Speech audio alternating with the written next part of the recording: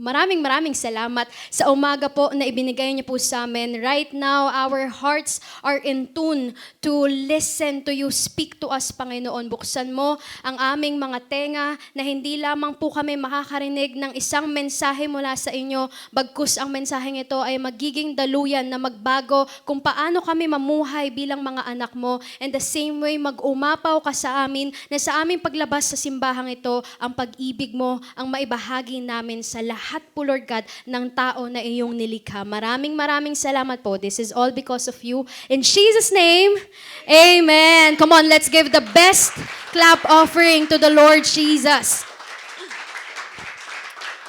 Amen. At maaari na po tayong makaupo. By the way, we are still in our Holy Moments series. Who here ang feeling niya for the past couple of weeks, holy moments talaga?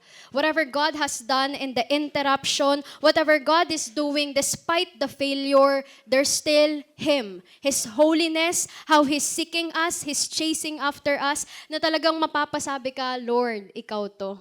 Lord, kung wala ka, wala po ako rito. Alam natin na ang Diyos na pinaglilingkuran po natin ay palaging tapat. And so, OC Fam, and to our online family today that is watching right now, we pray po na ang salitang ito ay maging panibagong mensahe sa bawat isa. And if you have missed any of our messages, kung meron man po kayong na-missed na 1, 2, or 3, you can definitely go back to our YouTube account. Palakpakan naman po natin sa Lord. May YouTube account na ang Overflowing Church.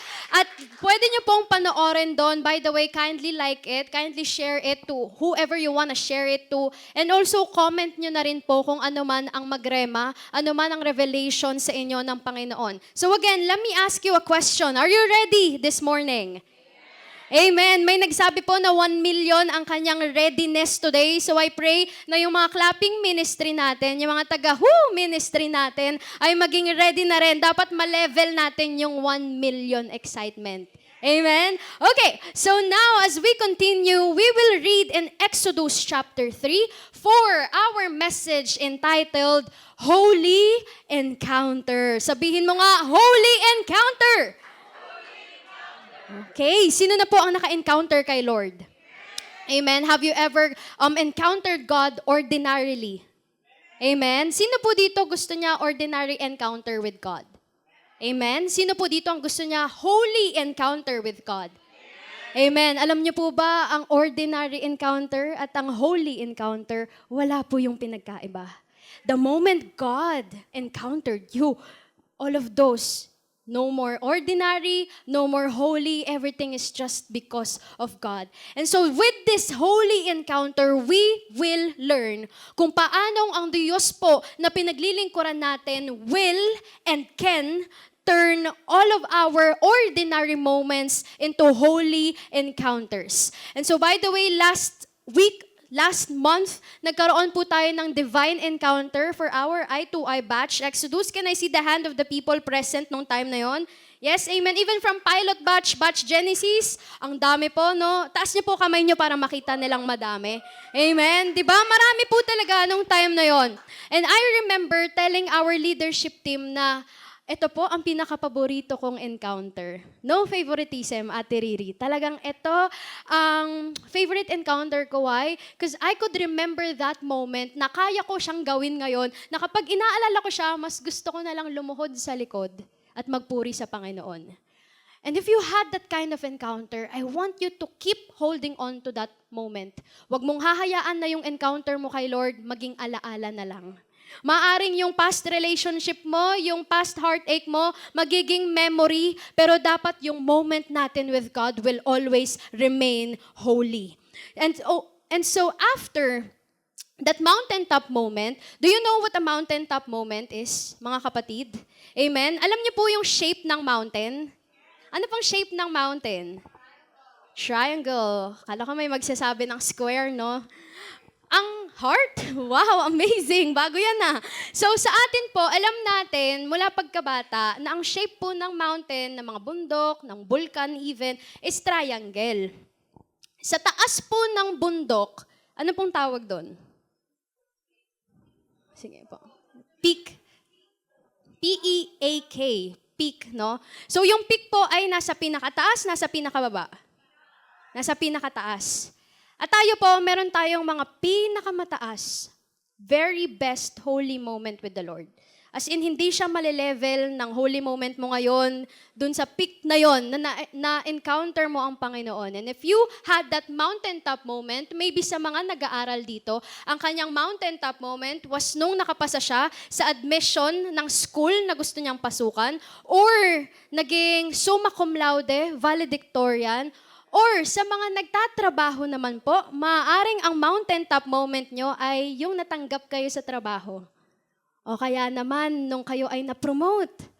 O kaya naman nung kayo ay nagkaroon ng financial breakthrough. But maybe many of us here can relate. Maybe your mountaintop moment is the moment God answered your prayer. Tumugma ako. Thank you, Lord. Tumugma ako sa mga anak mo ngayon. Because evidently we know, most of us here, we all have prayers. There's an answered and answered. And most of us, we consider our mountaintop moment every single time na sumasagot ang Panginoon ng mga panalangin. Maybe it's a miracle na kahit na sinong doktor, walang kayang gawin kundi mapagaling ka. Pero dahil dun sa mountaintop moment, you received a miracle, you received a divine healing, maybe that's it. But the thing is, you have to realize what happened after the mountaintop moment. Alam niyo po ba kung ano? After a mountaintop moment, life will continue. Kapag nagpatuloy ang buhay, usually po, nagiging ordinaryo na lang. For example, it's a Sunday, right? Tama po bang linggo ngayon? Amen? After po ng Sunday, anong sunod na araw? Monday. Ano pong ginagawa natin kapag Monday? Work, no?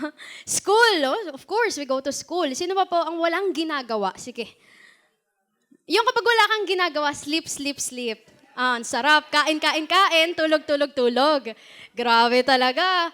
Wala naman po sigurong walang ginagawa dito. Tingnan mo nga yung katabi mo. Mukhang ikaw ang topic ngayon. Ikaw ang ano ngayon. Huwag mo sikuhin, coach. Dahan-dahan lang. Pero, all of us here, we had that kind of feeling na sobrang saya ng linggo. Pagdating ng Monday, parang bagsak agad. Parang sa bundok, ang saya mong umakyat sa presensya ng Panginoon. Tapos pagdating ng Monday, bumagsak ka. Bumagsak agad yung feeling mo. Because you have to realize, being a Christian doesn't mean magiging flat na yung buhay mo. You're still going to live in many mountains, whether it's problem, success, o kung ano man yung mga panalangin mo, laging merong baba, may peak, at may baba uli. Hindi, hopefully nga, no, kung pwede lang po, we can stay in the peak. Meron po bang gustong magstay sa peak? Amen? You know, when we can experience that peak moment forever, go to heaven. I'm not joking. Go to heaven. The peak moment nung buhay na wala ka na, ayaw mo nang mamroblema sa mundo, Lord, kunin mo na lang ako. Because in heaven, what are we going to do? We're just going to praise the Lord. We're just going to worship God. But here on earth, whatever we do, however we do on a Sunday, lagi po na merong pagbaba ang buhay natin. But it doesn't mean you're down, wala na ang Diyos. Sa pag-akyat, sa pagbaba, kasama po natin ang Panginoon. At kapag ang buhay po natin nagiging normal, pumapasok po yung ingay ng mundo. Kailangan po natin mag-focus. Why? Kasi kapag po hinahayaan natin yung ingay ng Monday hanggang Sabado, ang nangunguna sa buhay natin, ang mangyayari po, yung holy moment, holy encounter mo ngayon, magiging memory na lang. And we don't want that. As much as possible, we want to cling on to that encounter with the Lord na kahit anong mangyari, pagdating ng Monday, kahit naawayan ka ng magulang mo, kahit napagalitan ka ng boss mo, that encounter is still the best encounter you had because you had it with God. Amen? And so now, if you are currently in the wilderness, meron po bang nasa wilderness or waiting season, you feel like it's been a long time, you still have unanswered prayers? If we have that kind of moment, I want you to be focused today and listen because this message is going to be about you. This going is to be for you because our story today is about Moses. And so with this story, mga kapatid, si Moses po, sa mga nakakakilala, may makakapagtaas po ba ng kamay and can say, I know Moses? Sa ating online family, if you know Moses, i-type po natin, amen. And so kung kilala niyo po si Moses, siya po ay isang prinsipe ng Egypt. Okay? Bilang prinsipe, siya po ay may purpose, siya ay may calling. Are you a princess or a prince of God?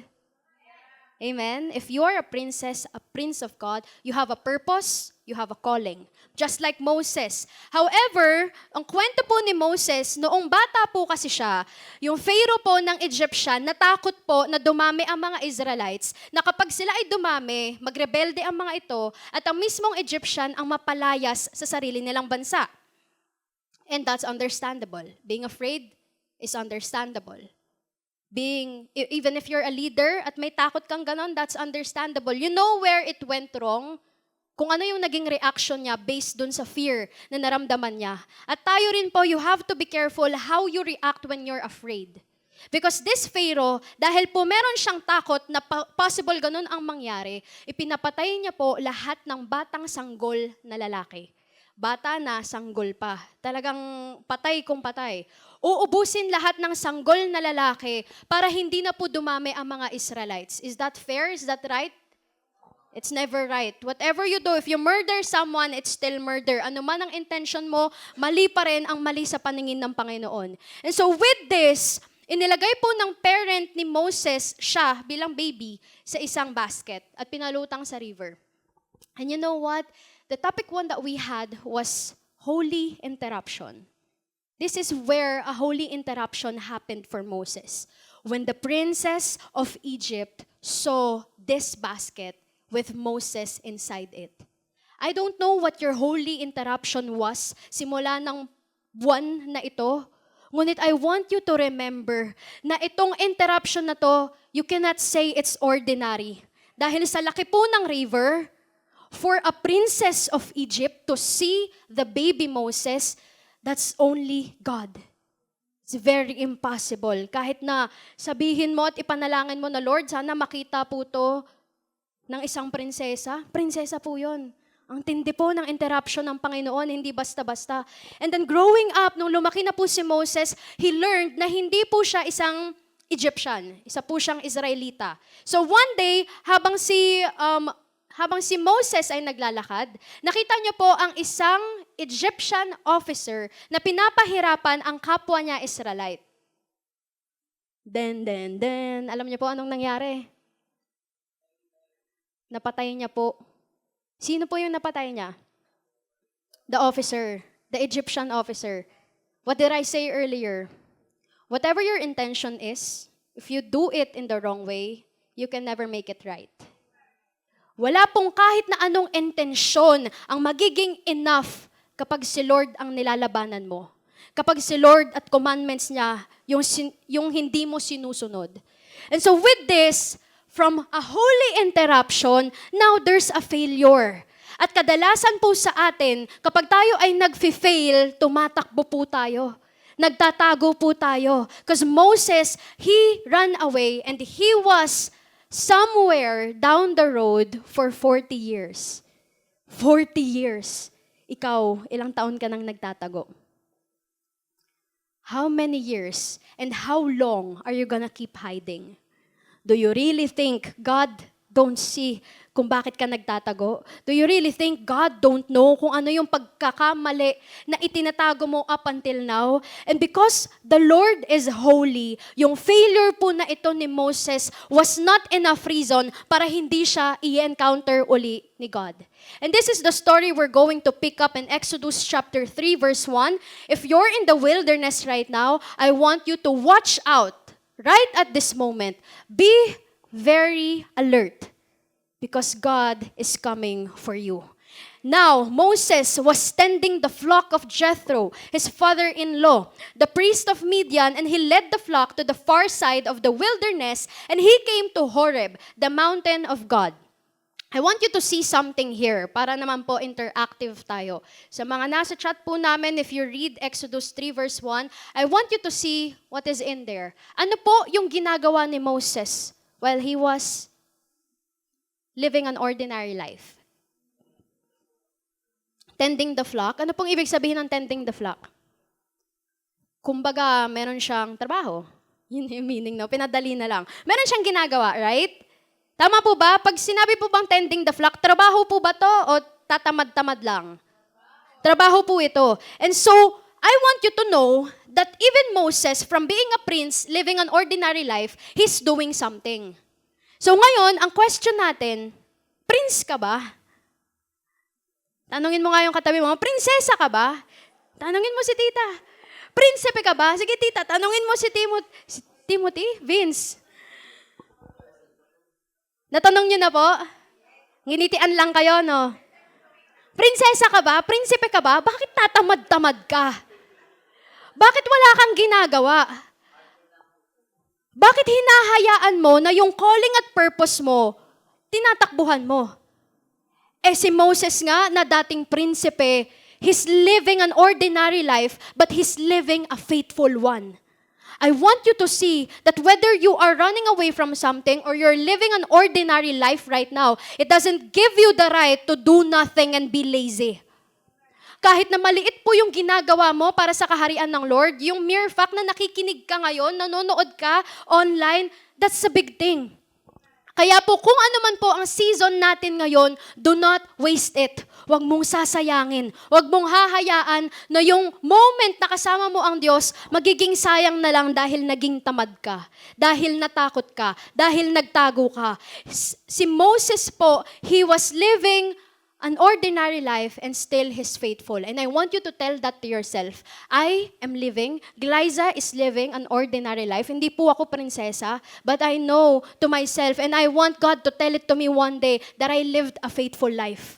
That's the goal of mine. Na kapag nakita ko ang Diyos, hindi niya sasabihin na ang galing mo mag-preach, ang galing mo tumugtog, ang galing mong makipagkapwa-tao. I want God to tell me, good job. Good job well done, servant. You did it well. Your faith enabled you na makarating ka ng langit. No, actually, God helped you to reach heaven. And yun po dapat ang maging goal natin. Pagpunta natin ng langit, hindi yung skills, hindi yung talent, kundi yung pananampalataya natin sa Panginoon. Kapatid, God sees you. Whether you are new here, if you're our guest today, or whether you've been here for years or months, I want you to know, nakikita ka ng Diyos. God knows what your season is right now. Kahit pangalawang beses mo na tong narinig sa araw na to, kitang-kita po ng Panginoon kung ano yung pinagdadaanan natin ngayon. And so, with God seeing it, I want you to know na kapag nakikita ng Diyos ang season mo, meron po siyang ginagawa. God is molding your heart in this season right now. Are you allowing Him though? Kasi we keep praying, Lord, I want change, but are you allowing God to change you on a Monday? Na kapag merong pumikon sa'yo, hindi ka magre-react based on your anger, but because of who God is? That's how God molds us. In our season right now, He is doing something. He is shaping our heart before He reveals His plan. Hindi ka makakaakyat ng level 12 kung hindi ka dumadaan ng level 1. At ang sabi po sa Luke chapter 16 verse 10, whoever, kahit na sino, mapa-pastor ka, mapataga-listener right now, mapa-online family ka namin ngayon, whoever can be trusted with very little, hindi nga little very. Yung little, maliit na yun eh. Yung very little pa, napakaliit na lang nun. Very little can also be trusted with much. So if you're doing little right now, that very little, if you are faithful there, God will entrust you a bigger one, a much better one. Kaya wag po natin sasayangin ang season na ito. Isa sa natutunan ko in this season that I have, whatever na meron ako ngayon is exactly what I need for this season. Let that sink in for a while. Whatever I have right now is what I need in this season. Hindi mo hahanapin sa past, hindi mo hahanapin sa future kung ano yung kailangan mo ngayon.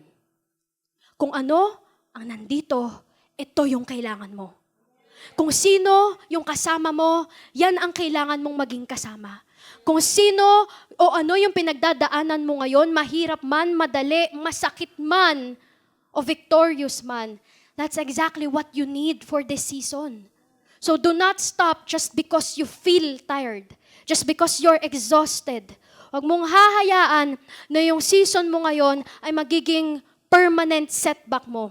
We have here a slide that tells us sometimes what feels like a setback is actually a sacred preparation. Kung feeling mo yung pinagdaanan mo kanina o kahapon is a setback for you to glorify God, to uplift His name, to sing songs dahil hindi ka ganun kahusay kumanta, no. It's a sacred preparation. At kung ikaw, kaya mo na ibigay yung 10% mo ngayon sa Panginoon, God can do so much in very little. You just have to trust the Lord that He can and He will do it. So get ready. Be in the position to receive what God will give to you. Maging handa ka.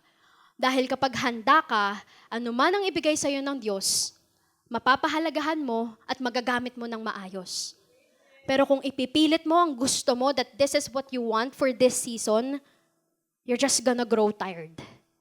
And you're gonna waste it.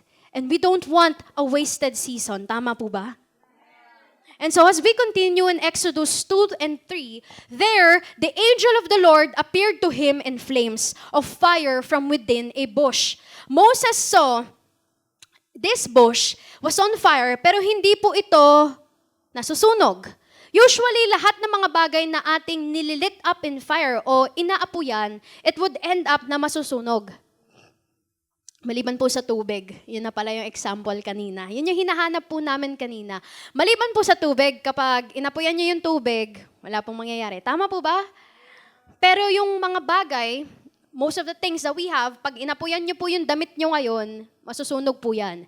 But there's something in this burning bush. It's burning, but it's not burning out. Hindi siya nasusunog, hindi siya nasisira. And so Moses thought, I will go over and see this strange sight, why the bush does not burn up. At ang nakakatawa po dito, si Moses po, para siyang yung character sa horror movies. Alam niyo po kung bakit? Tanungin niyo po ako. Pakitanong naman po ako. Bakit nga? Bakit nga, Pastora? Pangalawa na yan eh. Alam niyo po kung bakit? Dahil yung mga pinapanood po natin sa horror movies, alam niyo po yung nakakainis sa mga to? Alam na nga nilang nakakatakot. Alam na nga nilang posibleng nasa haunted house ka na, ha? Kung hindi ka pa matakot doon, hindi ko na lang alam. Pero yung usually mga horror movies na napapanood ko po mula noon, nasa haunted house ka na nga. Bubuksan mo pa yung pinto. Titignan mo pa kung bakit may tumunog, nasaan yon. Like Moses. Nag-aapoy yung bush. Na-curious siya. Tayo po, pag nagiging familiar tayo sa isang bagay, nawawala yung curiosity natin. When we become too familiar on how we serve, sa ministry po, kapag naglilingkod ka, tumutugtog ka ng gitara o tumutugtog ka ng drums for 10 years, kadalasan nagiging familiar ka na to the point na you no longer expect something new. And I don't want you to ever experience that. Huwag niyo pong hayaan na yung faith ninyo kay God ay magiging familiar na lang. Don't have a familiarity faith wherein you don't expect God to move anymore because you think that that's His best. Natingin mo dahil yun lang yung ginawa ni Lord sa'yo nung last time na nag-pray ka, na ang sabi mo, Lord, bigyan mo naman ako ng 10,000. Sinagot ni Lord, binigyan ka ng 10,000. And now you think na hanggang 10,000 lang yung kayang ibigay ni Lord. No. God can do so much more. Huwag mong lagyan ng ceiling ang Panginoon na pang skyscraper ang kaya niyang gawin. Huwag mong lagyan ng limit yung Panginoon na limitless ang power niya, na limitless yung transformation na kaya niyang ibigay sa buhay mo. You think that's God's best? You really think that's His best? When you reach God, when you seek God, you're gonna see, Lord, this is so much more. This is not what I expected. This is more. This is the best. Because God is the best God that we could ever have. And now, God is doing something new. Ito po ang ibig sabihin ng holy encounter. What you feel like a normal day, God can turn it to reveal His extraordinary presence. When you're in the middle of a problem and you feel like it's so impossible, and then all of a sudden, there's an unanswered prayer. Yung imposible, naging posible. don't ever think it's because of you. Don't ever think it's because you prayed. Don't ever think it's because you raised up your hand. Those things help, pero it happened because the God of impossible did it. Yung God na kayang gawin lahat ng imposible worked in your prayer. And that's the God we serve. We don't serve a limited God, we serve a limitless God. And in verse 4, we have, verse 4, when the Lord saw that he had gone over to look, God called to him from within the bush. God said, what? God said, Moses, Moses, galit na siya. Moses, Moses, kapatid. Moses, Moses yung sabi ni God. Yung here I am, si Moses yon. Right? So God told Tita Jen, Jenny, Ralph, Ian, Rose, Mariel. God told Moses, or God called Moses, Moses, what I want you to see is how Moses responded. He said, here I am. How is that possible? For Moses to say, here I am, to the bush. He doesn't even know who it is. But the thing is, he was faithful. He's been faithful for many years, to the point na alam niya yung imposible na nangyayari sa harapan niya ngayon, it's only because of God. And I want you to remember when you get out of here and you hear a calling from God, calling your name twice, thrice like Samuel, it's not your leader, it's not your pastor, it's definitely not me. I will not call you twice, I will not call you thrice. Once is enough sa ating mga tao, pero sa Diyos, ulit-ulit kanyang tatawagin until you have the heart, until you're ready to respond, here I am. Moses knows, and he responded.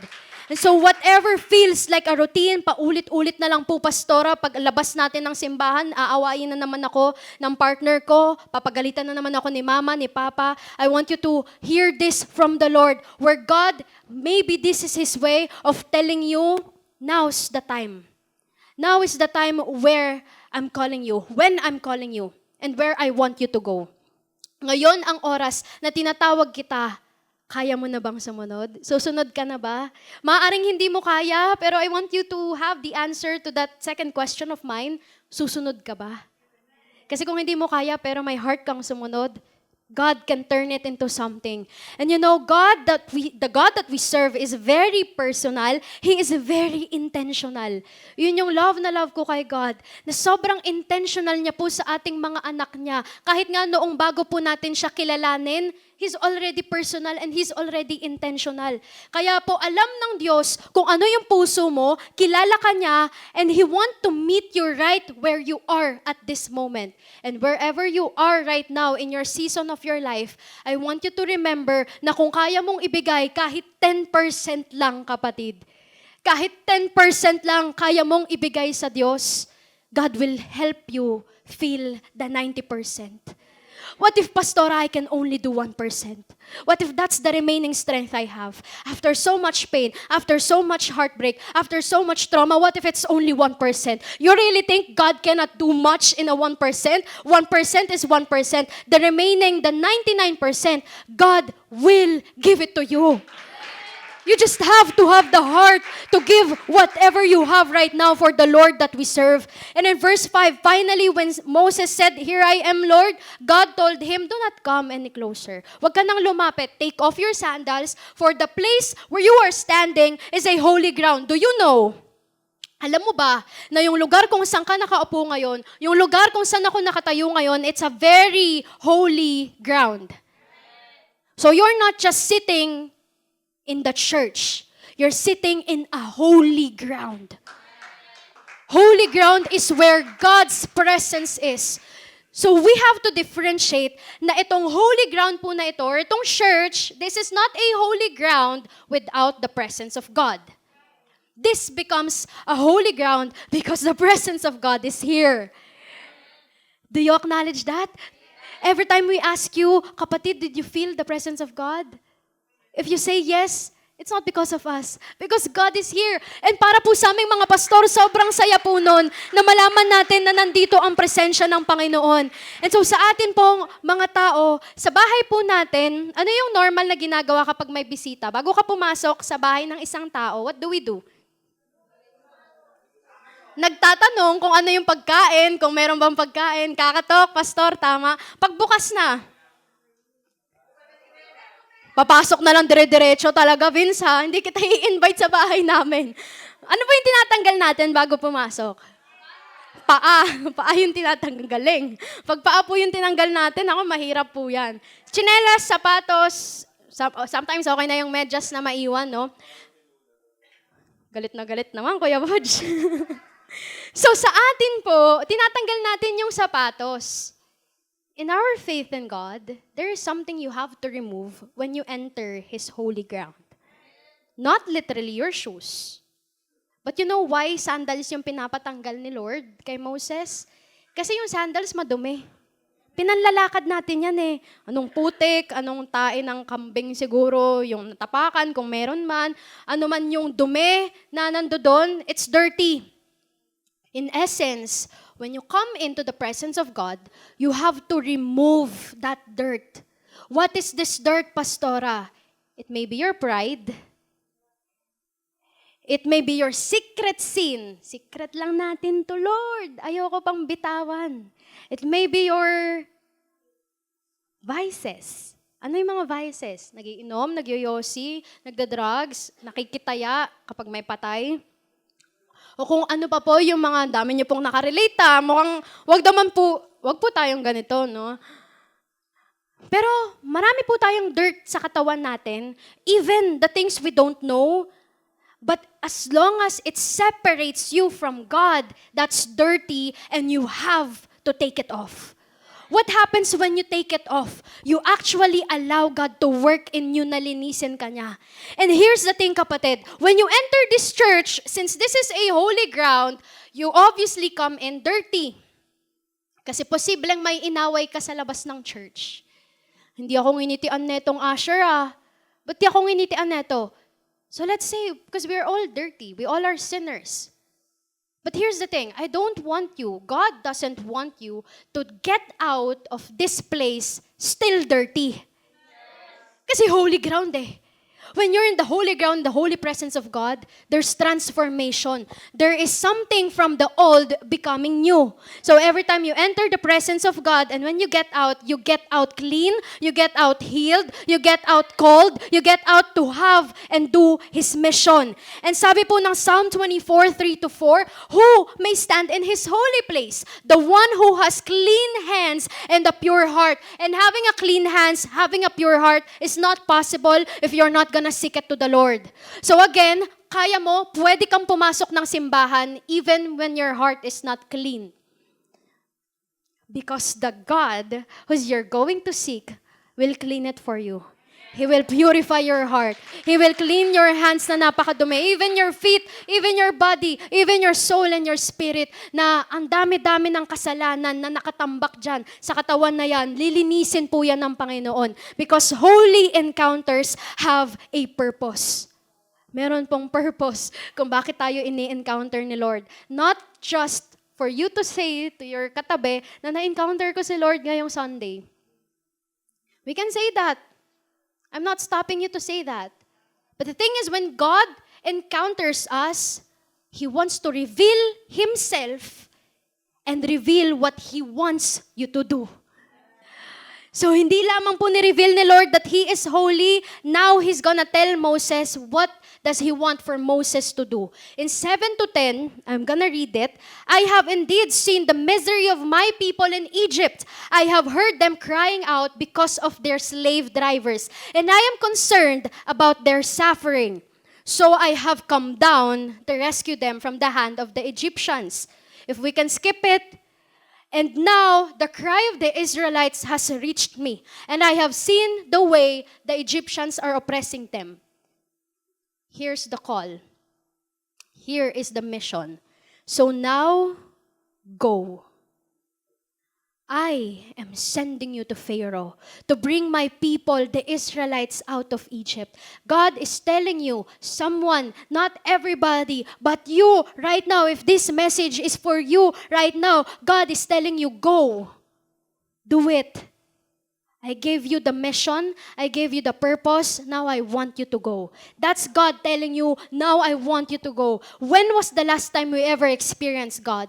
Maybe kanina, nung praise and worship, grabe, ang tindi talaga ng Panginoon. Pag si Lord ang pinaglilingkuran, siya po ang nagpo-pour out ng presence niya. What did you do though after experiencing His presence? You speak the word, we share the word to our family, to our loved ones, even to people we don't know. Maybe we did something, and I want to share to you a holy encounter I had, one of the holy encounters that I had. If we can show the picture.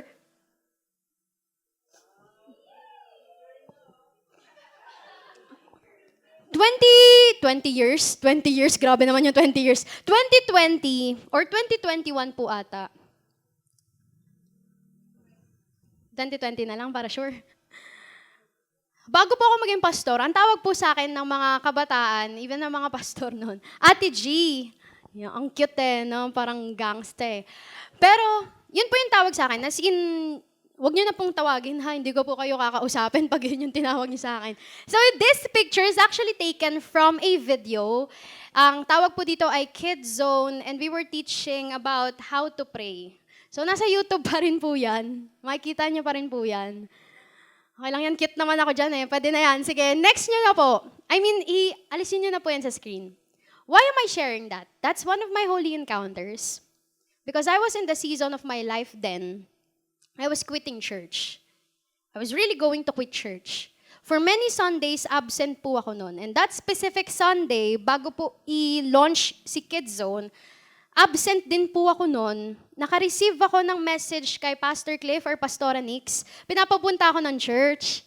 Siyempre, I can only do so much excuses. Naubos yung excuses ko, guys. Kasi ilang linggo ka ba naman absent? Ang tindi mo din no? Kaya po kung mag-excuse kayo sa amin after many Sundays, mauubusan din po kayo ng excuse. Hanggang sa wala ka ng choice, nagpakita po ako noon.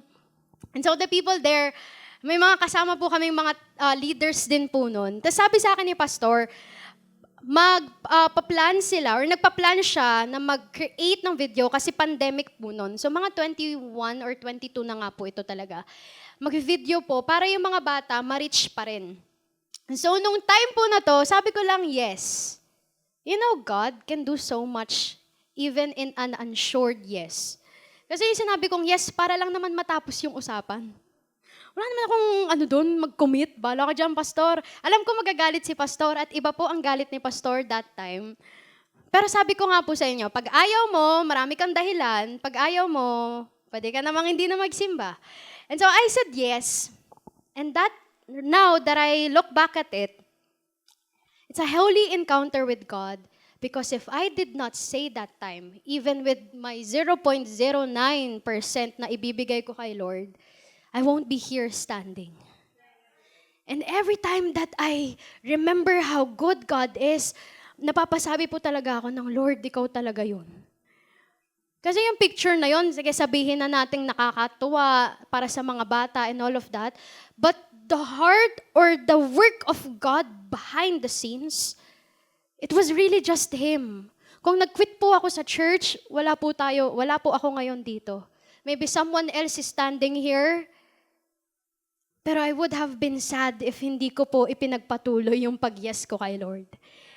And I'm trying to encourage you right now, even with the little yes, even when you're unsure of saying yes to God, your yes is still a yes to God, and God can still use that yes.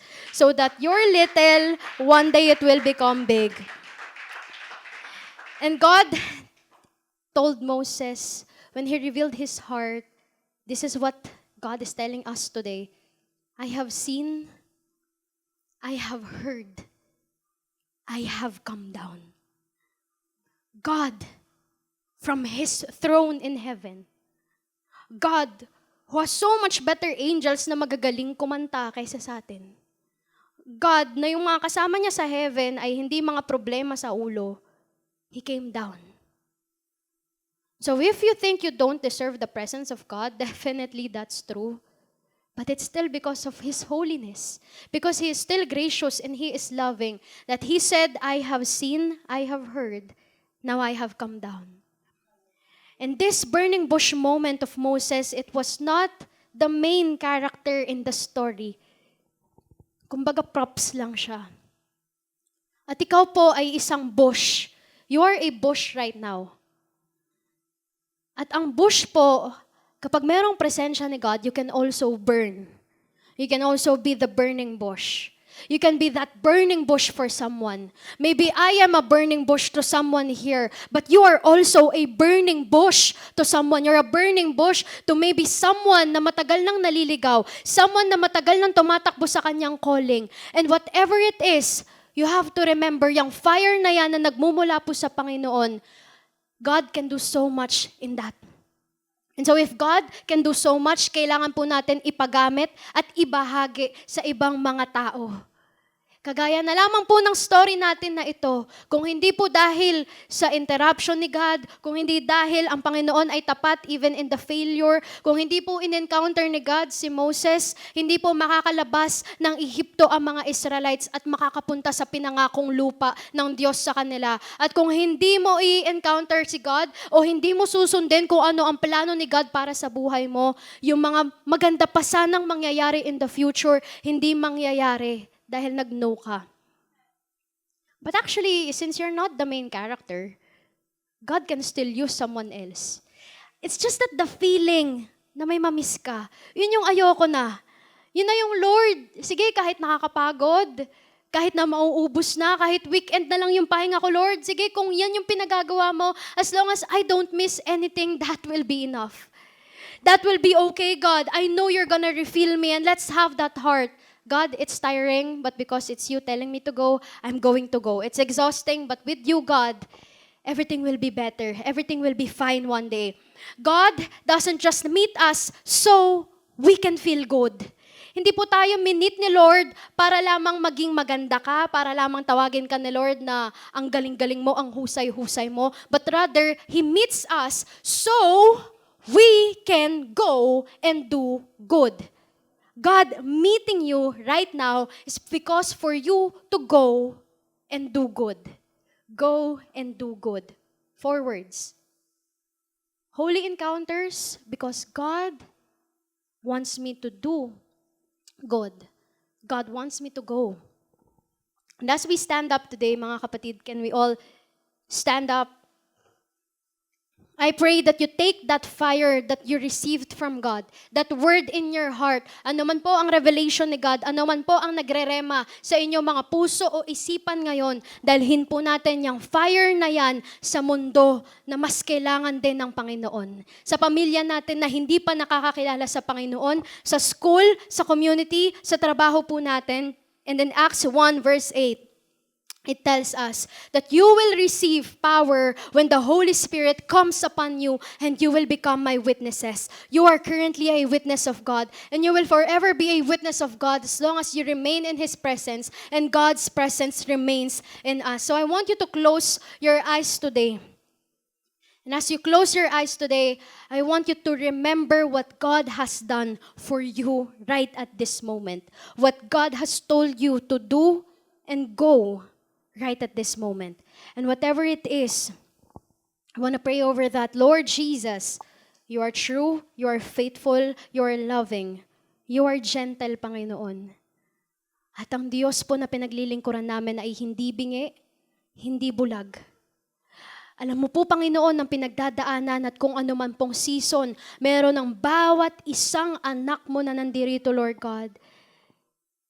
And despite that 1%, despite that 10%, we know that you can turn it into 100 and more %.